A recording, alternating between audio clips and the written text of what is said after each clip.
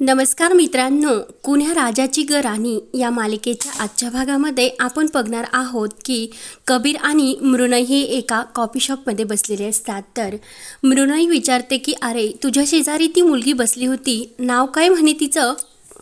खरं तर मला तेव्हाच सर्व काही कळलं होतं, मात्र मृणयचे ते बोलणे ऐकून कबीर घाबरतो। कबीर म्हणतो की मृणय तू इतक्या सहजपणे कसं बोलते हे? तर लगेच मृणय म्हणते की अरे कबीर मग मी तुला नाचून हे सर्व सांगू का? मृणय म्हणते की खरं तर मला त्याच दिवशी समजलं होतं आणि तुझ्या आजूबाजूला इतकी टवाळ पोहरपोरी असताना सुद्धा तुम्हाला लँडलाईनवरून फोन केला होता। याचा अर्थ असंच होतो की तुझ्या मोबाईलला काहीतरी सिरियसली झाले आणि तुला माझ्याशी बोलायचे आणि म्हणूनच मी तुझ्यासाठी हा नवीन मोबाईल घेऊन आले। कबीर म्हणतो की अगं नको, हा मोबाईल महाग असेल, नको तो माझ्यासाठी। मृणय म्हणते की मिस्टर पत्रकार, हा मोबाईल तुमच्यासाठी नाही तर हा माझ्यासाठी आहे, त्यामुळे तुम्हाला हा मोबाईल घ्यावाच लागणार कारण तुम्ही अचानक असे गायब होता।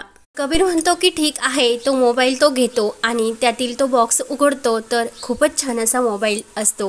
मृणय म्हणते की कबीर तुला मोबाईल कसा वाटला? तर लगेच कबीर म्हणतो की खरंच खूपच छान। मृणय म्हणते की कबीर तुला माझा तो मित्र आठवतात का? आणि तो फिल्म बनवता होता आणि फिल्म बनवता बनवता तो एका मुलीच्या प्रेमात पडला। कबीर म्हणतो की मग त्यात काय झाले? तर लगेच मृणय म्हणते की अरे त्यात काय झाले म्हणजे चक्क त्या दोघांनी लग्न सुद्धा केले।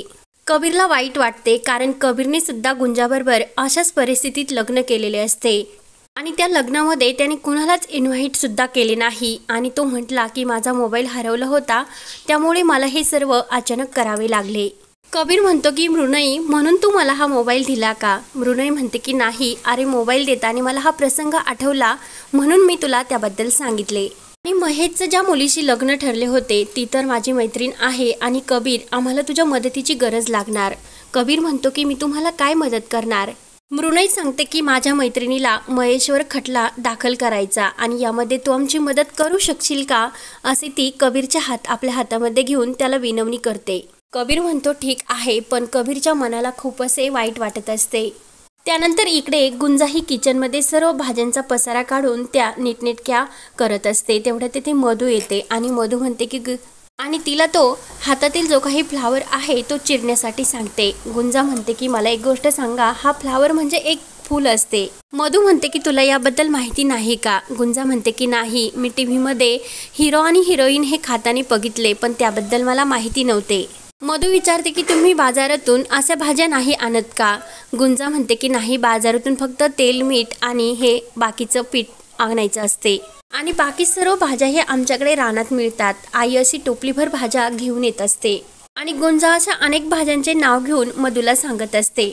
मधू म्हणते की आमच्या इकडे शहरात इतक्या भाज्या नाही मिळत आणि मला एक गोष्ट सांग, तू इतक्या भाज्यांची नावे घेतली, तुला हे सर्व भाज्या बनवता येतात का? गुंजा म्हणते की त्यात काय इतकं अवघड आहे? त्या भाज्या चिरायच्या, मस्तपैकी पाण्यात धुवायच्या, कांदा चिरायचा आणि मीठ मिरची घालून मस्त अशी चव निर्माण होते। त्यामध्ये एक अशी मस्त भाकर जर खाल्ली तर दिवसभर पोट असं भरलेले वाटते आणि भाज्यांची चव सुद्धा मस्त होते। मधू म्हणते की अगं गुंजा किती छान बोलतेस तू। तर लगेच गुंजा म्हणते की माझी आई म्हणत असते की माझं बोलणं जर असं सांडलं तर त्याला मुंगळे सुद्धा लागायला बसतील। तर मधू म्हणते की अगं तुझी आई एकदम बरोबर बोलते। मधू म्हणते की अगं मी तुझ्याबरोबर बोलत बसले आणि येथे तर कुणाचा पत्ता नाही, तू एकटी कशी बनवणार हे सर्व? तर गुंजा म्हणते की नाही, रेश्माताई आल्या होत्या पण त्यांना फोन आल्यामुळे त्या बोलण्यासाठी गेल्या। गुंजा म्हणते की हा फ्लावर कसा चिरायचा तुम्हाला सांगता का? मधू म्हणते की आज कबीरला सुट्टी आहे आणि येथे तर कोणाचा पत्ता नाही। तर ती चहा टाकण्यासाठी जाते आणि गुंजा ती फ्लावर चिरत असताना म्हणते की थांबा मी करते आणि तिचे ते तेवढ्यात बोट कापते। मधू म्हणते की गुंजा जरा जपून काम करत जा, बोट किती कापले म्हणून ती गुंजाच्या त्या जखमेवर हळद लावते। तर गुंजा अगदी आईच्या प्रेमाने मधूकडे बघत असते आणि तिला तिच्या आईची आठवण होते। मधू विचारते की गुंजा असे का बघतेस माझ्याकडे? गुंजा सांगते की देवाला प्रत्येक ठिकाणी जाता येत नाही, त्यामुळे त्याने आईच्या रूपात सर्व काही पाठवले। तर लगेच गुंजा सांगते की मला तुमच्या रूपात माझ्या आईची आठवण झाली। तेव्हा गुंजाच्या डोळ्यात आईच्या आठवणीने पाणी येते। तेव्हा मधू विचारते की तुला आईची आठवण आली का? तर गुंजा सांगते की आई विना तर मी अधुरी आहे, आईने जर सडा घातला तर मी त्यावर रांगोळी घालायची। प्रत्येक कामात आम्ही बरोबरी असायची आणि इथे आल्यानंतर मला आईची खूप आठवण येते आणि डोळे असे भरून येतात। मधू म्हणते की तुला आईची खरंच खूप आठवण येते ना, आणि मग आईने तुला इकडे का पाठवले? गुंजा म्हणते की जाऊन दे आता, आणि ती स्वयंपाकाला लागते। मधू म्हणते की मी असेपर्यंत कुणी स्वयंपाकाला नाही लागायचे, तुला अजून इथल्या स्वयंपाकाची ही कशी माहिती नाही। तर मधू चहा ठेवण्यासाठी लागते, तर गुंजा म्हणते की नाही आई, मला तुमच्या चहाची ही कशी बनवायची ती पद्धत माहिती झाली, मी सर्वांसाठी चहा बनवते। तेव्हा मधू बाहेर जाते आणि गुंजा त्या हाताच्या जखमेवरच्या हळदीकडे बघत असते आणि तुमच्या लेकाने मला हळद लावली म्हणून मी इथे आले असे मनाशी म्हणते, आणि तुम्ही माझ्या जखमेवर हळद लावली म्हणून माझ्या मनात तुमची जागा झाली आणि तुम्ही मला आईच्या ठिकाणी मिळालात। जया सुबोधला सांगत असते की सुबोध तुला हे पटते का? तर लगेच कविता म्हणत असते की अरे आई तुझ्याशी बोलतात। तर लगेच काका म्हणतात की अगं कविता, गुंजा तुम्हाला घरकामातच मदत करते। जया म्हणते की मदत कसली, नुकसानच भरपूर करत असते। तर सुबोध म्हणतो अगं आई तुम्ही ते मिटवा, मी ऑफिसचे काही प्रश्न असतील की ते तुमच्याकडे घेऊन येतोस का? तर जया म्हणते की अगदी बापासारखा आहेस तू। कविता म्हणते की आई मला तुमचे म्हणणे पडते की गुंजा सुंदर आहे आणि आपल्या घरात नवीन सुद्धा आहे, त्यामुळे मला सुद्धा वेगळेच वाटते। सुबोध म्हणतो की कविता तुला काय म्हणायचे, लोकांच्या घरात सुंदर कामवाले नसतात का? आणि कबीर स्वतःच्या हिमतीवर त्या मुलीला या घरात घेऊन आला। उद्या जर कबीरचं लग्न निघलं आणि लोक काय म्हणतील, या मुलीला ते घरात घेऊन आले, आपल्या तोंडात शेण घालतील।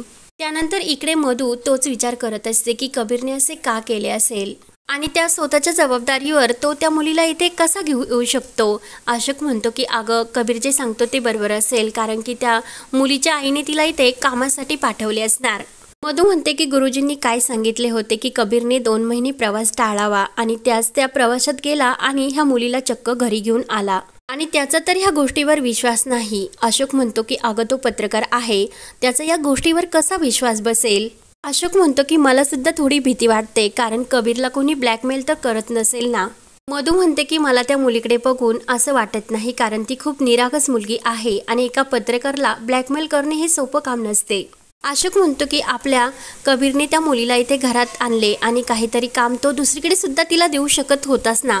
मधू म्हणते की मुलीची जात आणि वयाने सुद्धा लहान, मग तो कुणाकडे कसे तिला पाठवू शकेल? त्यानंतर इकडे सुबोध हा जयाला म्हणत असतो की तुला काय म्हणायचे की मोलकरणीविषयी घरामध्ये चर्चा चालते का? जया म्हणते की मला काहीच ऐकायचे नाही, त्या मुलीला आपण परत पाठवून देऊ। काका म्हणतात की अगं मायाताई तर म्हटल्या ना नोकर ठेवा, आणि ती तर आपल्याला आयती मिळाली। जया म्हणते की अहो मायाताईंना चालन का, ती तरुण मुलगी आहे आणि कबीर तिला चक्क घरी घेऊन आला। काका म्हणतात की मी अशोक बरोबर या विषयावर बोलतो। विजया म्हणते की इतक्या लवकर त्या मुलीवर कुशंका नको घ्यायला। मधू म्हणते की आपल्या कबीरवर पूर्ण विश्वास आहे, पण त्यात हे असे झाले। त्यानंतर इकडे रेशीम सर्वांना आवाज देते आणि गुंजाने जो काही चहा बनवलेला असतो आणि ती चहा घेण्यासाठी सर्वांना बोलवते। तर मधू गुंजाला कबीरचे बाबा असतात त्यांची ओळख करून देते आणि त्यांना कायम बिगर साखरेचा चहा द्यायला सांगते। तर गुंजा सर्वांची ओळख ही आपोआप करून घेते। तर अशोक म्हणतो की खरंच खूप हुशार आहे ही मुलगी।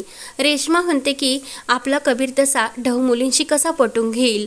तर लगेच कविता म्हणते की त्यानं तर अगोदरच त्याची चॉईस निवडून ठेवलेली आहे। त्यानंतर गुंजा आपली ओळख करून देते आणि माझं नाव गुंजा बाबळी हे। तर लगेच कविता विचार की ती तुझ्या बाचं नाव हे बाबळी आहे का? तर लगेच गुंजा म्हणते की नाही, आईचे नाव, तिनेच मला सर्व वाढवले आणि सर्व काही तिनेच केले। तर हा भाग येथे संपतो। तर पुढे काय होणार आहे पाहण्यासाठी मित्रांनो आपल्या चॅनलला नक्की सबस्क्राईब करत राहा, बेल आयकॉनवर क्लिक करण्यास विसरू नका। धन्यवाद।